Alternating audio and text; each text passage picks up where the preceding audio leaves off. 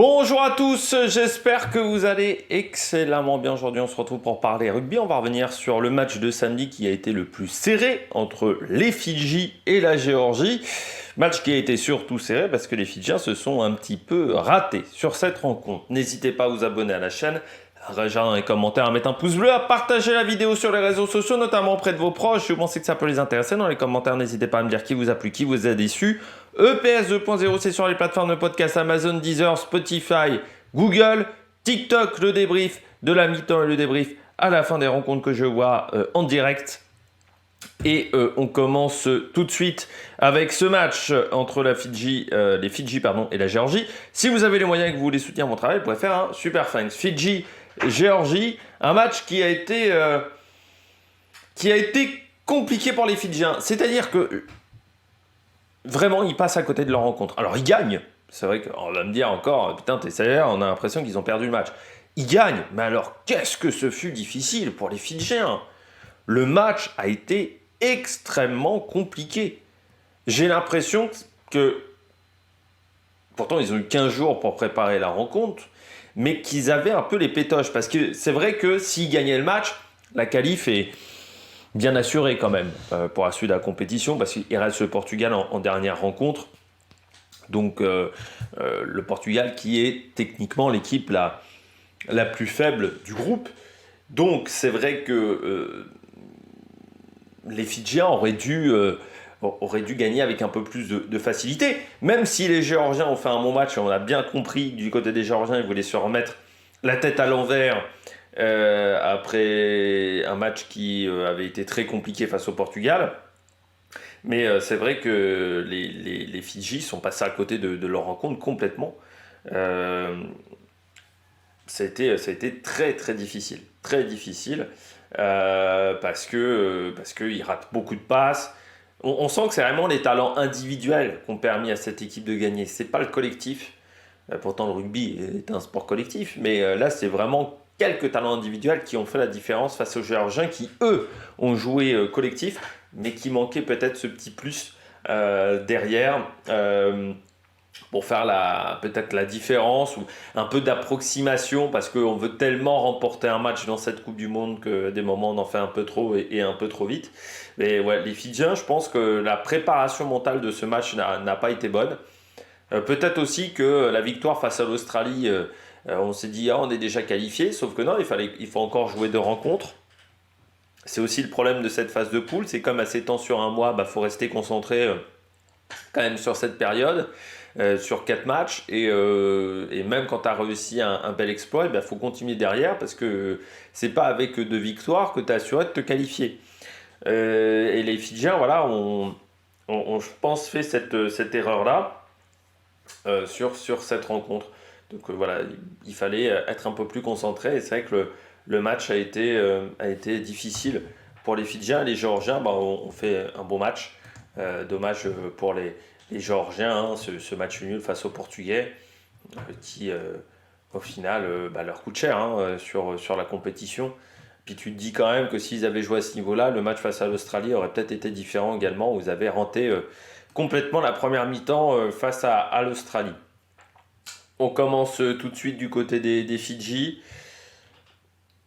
Un des gros problèmes pour moi, c'est qu'en tout début de match, ils sont complètement sevrés de ballon, les Fidjiens. Ils touchent pas un ballon. Et dès qu'ils ont le ballon, quasiment ils le perdent. Ils n'arrivent pas à enchaîner plus de 2-3 temps de jeu en première mi-temps. C'est vraiment terrible. Le match qu'ils font en première mi-temps, ils sont quand même menés 9-0, mais offensivement, ils n'arrivent pas à produire du jeu. Ça a été le gros problème. Tout simplement parce que, pour moi, Kuruvoli a fait des passes catastrophiques. C'était vraiment pas bon du côté de Kuruvoli. Toutes les passes derrière les zones de ruck, elles étaient foirées. Soit elles étaient trop proches de la ligne de défense géorgienne, donc trop devant, soit elles étaient trop hautes. Elles étaient toutes foirées, les passes de Kuruvoli. Et ça met vraiment en difficulté ton équipe, parce que tu as besoin d'avoir un demi de mêlée qui te fasse des passes qui ne te mettent pas dans la merde. Sauf que là, il y a 80% des passes qui te mettaient en difficulté. Donc ça déjà, ça a été un problème. Organisation offensive, c'était le bordel. il y avait beaucoup de joueurs qui ne savaient pas où se situer sur le terrain. Donc ça faisait des courses en travers, mais qui n'étaient absolument pas prévues. Ça faisait des combinaisons un peu foireuses. Il n'y avait pas d'organisation offensive sur le terrain, surtout si on compare aux 2 précédents matchs. Donc les passes qui étaient de mauvaise qualité, et ce qui fait qu'ils ont eu énormément d'en avant. Hein. Ils ont 10... Alors ils ont gagné 10 turnovers, mais je n'ai pas le nombre de ballons manqués du côté des Fidjiens. Non, je ne l'ai pas. Je pense que je ne l'ai pas sur le site L'équipe, parce que des fois le site L'équipe met d'autres statistiques. Mais là, je n'ai pas ces statistiques-là non plus. Ah si, stat équipe. Voilà, si j'ai les stats équipe. Hop, on va revenir comme ça. Les stats équipe du côté de l'équipe. Il y a beaucoup de ballons pour moi. Balles perdues 30 voilà, pour les Fidjiens. Et pourtant, les Géorgiens sont quand même à 23. Donc c'est beaucoup. Beaucoup trop. Et ça les met en difficulté. Parce que voilà, tu te retrouves à avoir des ballons difficiles à réaliser. Non, c'était un match compliqué de ce côté-là. Il fallait faire mieux au niveau des passes. C'est-à-dire que quand tu rates une passe sur 2, c'est quand même difficile. Donc il aurait fallu faire mieux dans cette rencontre. Mais je trouve que voilà, ça a été difficile au milieu de terrain pour les Fidjiens. En plus, le talent individuel. C'est vrai que pour moi, cette victoire, c'est dû au talent individuel de certains joueurs qui arrivent à te créer des espaces, qui arrivent à trouver des solutions tout seuls. Mais collectivement, pour moi, ce match a été un échec. Physiquement aussi, ils ont plutôt bien tenu. Parce que ça avait été le problème sur les 2 premiers matchs. Ils avaient vraiment fini le match face à l'Australie rincés, complètement cramés, bien fatigués. Là, je trouve qu'ils ont vraiment bien tenu sur la fin de la rencontre. Donc ça, c'était très intéressant. Et puis, la fiabilité... Alors, au niveau des transformations, au niveau du jeu au pied, je trouve que... Alors, la réussite est plutôt là. Du côté de... il y a quand même 2 transformations, 2 transformations manquées. 2 pénalités manquées et 2 transformations marquées. Mais je trouve que tu ne sais absolument pas, quand il va tirer, où le ballon va partir. C'est fou quand même. C'est assez rare, mais avec Kuru... Alors déjà avec Tella, bon, tu sais que là ça va partir à côté, mais Kuruwali, notamment à un moment, il y a une pénalité, ils prennent la pénalité, je ne sais plus, 50 mètres, légèrement décalé, là je me dis celle-là il ne va pas la rentrer, il la rentre, mais avec un ballon qui part, mais n'importe comment. C'est-à-dire qu'il y a vraiment... C'est pas fiable, quoi, dans l'idée où, certes, tu marques des points, mais tu ne sais pas comment tu les marques, les points. Et ça, c'est un problème, parce que sur les matchs importants, je pense que c'est des transformations qui passeront à côté. Et puis j'ai bien aimé aussi leur gestion du temps en fin de match, sur le dernier quart d'heure, quand ils commencent à revenir au score, voire à passer devant, à partir du moment où ils marquent le deuxième essai, voilà, à la 68e, ils gèrent vraiment très bien le temps de jeu, c'est-à-dire ils contrôlent vraiment le chronomètre. Donc ça, c'était très intéressant aussi du côté de la Géorgie. Moi, ce que j'ai aimé, c'est le jeu des 3 quarts. Vraiment, derrière, ça allait très très vite. Il y avait beaucoup de vitesse, beaucoup de vivacité. Il y avait on essayait de trouver les intervalles. Il y avait une très bonne organisation offensive du côté de la Géorgie qu'on n'avait pas vu sur les autres matchs. C'est là où on est frustré, parce que c'est vrai que sur les 2 premiers matchs, c'était pas du tout le cas. Beaucoup de plaquages, mais alors quand je dis beaucoup de plaquages, c'est énormément de plaquages. 197 plaquages tentés. Seulement 17 de manqués. On est sur un taux de réussite à 82%, ce qui est vraiment très bien au niveau international. On est du niveau de la Nouvelle-Zélande, de la France, hein, à 82% de taux de réussite. C'est bien mieux que les Fidjiens qui sont seulement à 70%. Mais surtout, le nombre de plaquages. 197, c'est énorme. C'est énorme dans un match comme ça. C'est peut-être ce qui fait aussi qu'en fin de match, ils ont un petit manque d'énergie, je trouve. Je trouve que les 3 quarts, ça marchait bien. Je trouve que la puissance des joueurs de devant, ça a toujours été la force de la Géorgie, mais là, on l'a vraiment vu. On ne l'avait pas trop vu face à l'Australie, au final. beaucoup de plaquage. Vraiment, moi, ce qui m'a impressionné, c'est le jeu d'attaque. Le jeu d'attaque, là, les trois quarts, ça allait une vitesse quand ils prennent la balle. Vraiment, c'est vif, c'est agréable à voir. Et moi, j'aurais voulu le voir face à l'Australie parce que je me dis que la défense australienne n'aurait pas tenu. Sauf que face à l'Australie, ils avaient très peu réalisé ce genre de choses. Face au Portugal, ils l'avaient fait pendant les 30 premières minutes, où ils avaient la possession du ballon et ensuite ils s'étaient écroulés. Mais là, voilà, j'ai bien aimé ce jeu offensif. Il y a vraiment eu des très bonnes choses, tout simplement parce que déjà les passes sont assurées. C'est vrai que ça a été la différence entre la Géorgie pour moi et les Fidji, c'est qu'au niveau qualité de passe, eh bien, c'était bien meilleur du côté de la Géorgie que du côté des Fidji. Et puis voilà, je crois qu'on a fait la défense de ruck aussi, ça c'est intéressant, parce que pourquoi ils font autant de plaquages, c'est qu'ils ne défendent pas sur les rucks. Ils n'ont pas voulu rentrer au combat face aux Fidjiens dans cette zone-là. C'est-à-dire, ils ont dit d'accord, on laisse les zones de ruck, ce qui fait qu'on perd peut-être quelques possibilités de récupération de ballon. Par contre, on est très bien présent sur toute la largeur du terrain et ça a permis de contrecarrer quand même beaucoup les plans des Fidjiens qui n'avançaient pas avec le ballon. C'est très rare de la part des Fidjiens, mais vraiment, ils n'arrivaient pas à avancer ballon en main.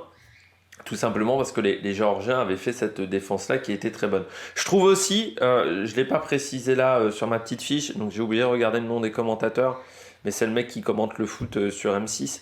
Je trouve que les commentaires de ce match-là, cette paire-là de commentateurs, pour moi, c'est la meilleure de M6 sur cette Coupe du Monde. Parce que Marie Sampéré qui nous dit l'arbitre, il faudrait qu'il laisse laisser alors qu'il y a un an d'avance sur le match face au Chili.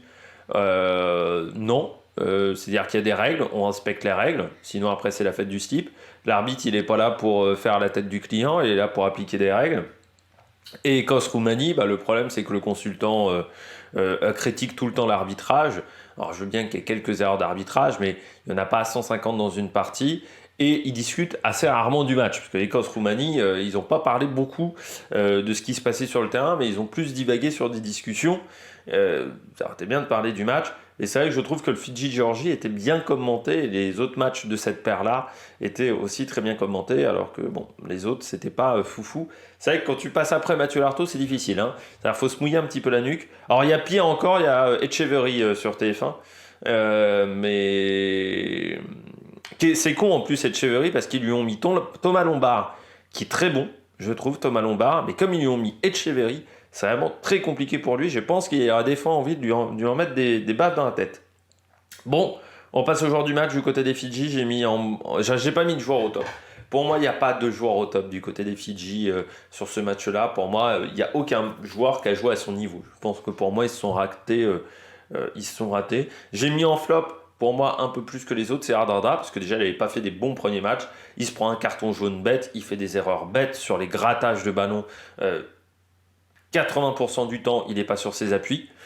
Déjà, quand il commence ce grattage, ça ne sert à rien d'entamer un grattage si tu n'es pas sur tes appuis, tu connais un petit peu la règle. Plus les plaquages, ça fait beaucoup, je trouve, pour un seul joueur. Et je trouve que quand c'était le match face au Pays de Galles où il n'était pas titulaire, je trouve que le mec qui était à sa place, c'était parce que face au Pays de Galles, ils étaient tous rentrés à la 60e. Radradra, Tuisova, ils n'avaient pas fait le début du match. Et je trouve que ça avait mieux joué en première mi-temps face au Pays de Galles.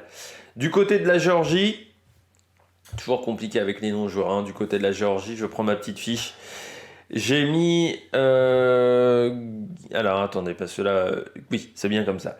J'ai mis Gaché Shiladze au top. 25 plaquages quand même, réalisés par lui. Et quand je parlais du jeu défensif qui a été très bien réalisé de la part des Géorgiens, c'est parmi ces joueurs-là qui ont abattu un nombre de plaquages incroyables et qui ont fait du très très bon boulot. Et même sur le jeu offensif, ils ont eu un apport aussi dans ce domaine-là, les troisièmes lignes. Et puis j'ai mis en flop, faut que je prenne ma respiration, Akaki Tabutsadze. Il a fait quelques fautes au niveau des mains. Il n'avait pas mis du talc sur le ballon. Et ça leur coûte peut-être un essai, je pense.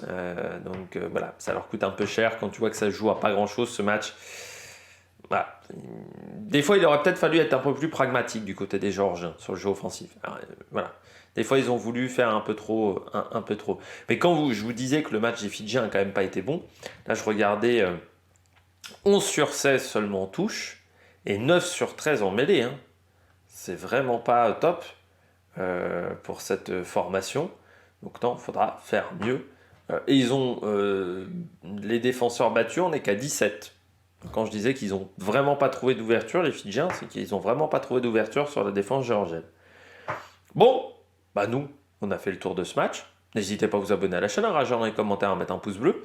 Et puis on se retrouve pour le match entre l'Écosse et la Roumanie. Allez, ciao ciao.